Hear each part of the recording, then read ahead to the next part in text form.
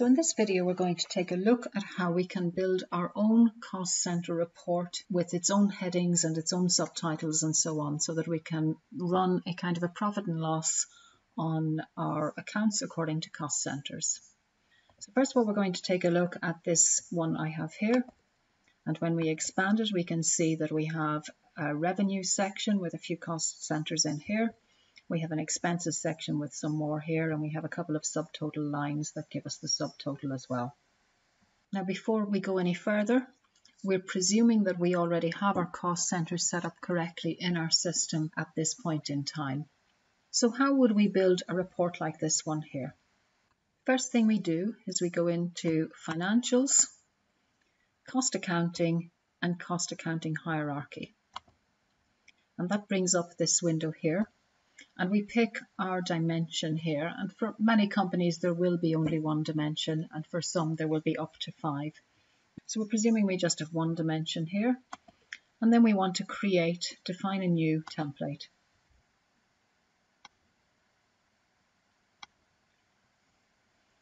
So now we have our blank sheet, and we want to put in the first row on the sheet.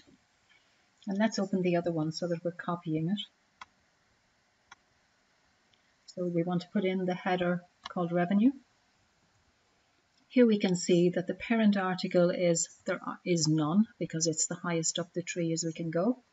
The location on the tree is first, and we could put in some KPI factors if we wanted to here. And in this example, this is actually text title, so we can check that. And then we can add a same level account to get in our expenses. We'll do the same and update. So we have these two in now. So going back to the revenue, we want to add some child accounts. And we're going to call the first one revenue from billing. And we can see that that's appearing under the revenue parent article. And it's first within that tree. We don't want this to be text title, and update.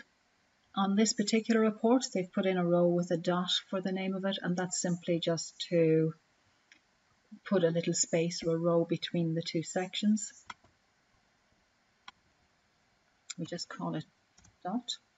Call that a title text title as well, because we can. And then we will add our child accounts for our expenses.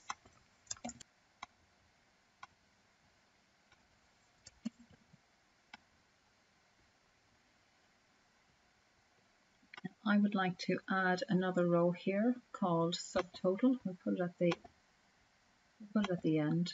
We'll add a same level account. Not a title account, it's a subtotal account.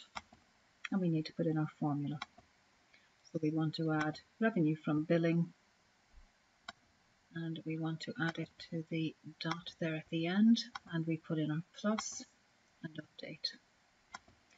Here we're going to do the same. We're going to add a same level account, subtotal,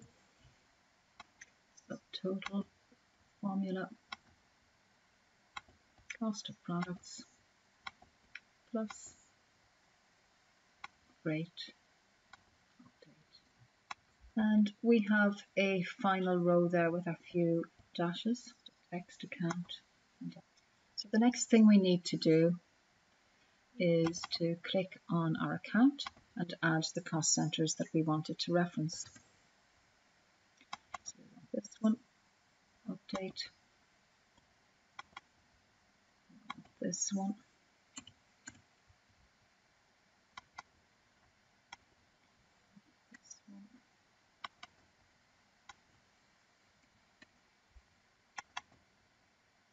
cost of products.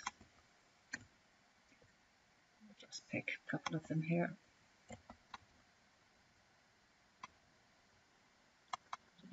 Pick this one here.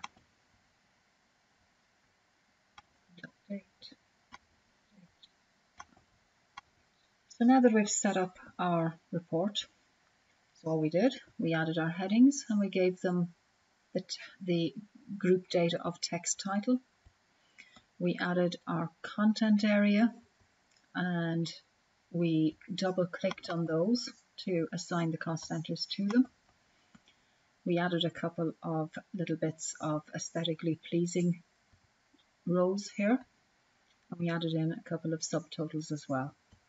So now when we run our report, and we do that over here, financials, cost accounting, we set it up in the cost center hierarchy, we view it in the cost center report, and in here we just make sure that we've chosen our template, and it's the P&L by account is the one that I'm currently working on. So let's see how this report looks. And there we go, we have some figures and values in there.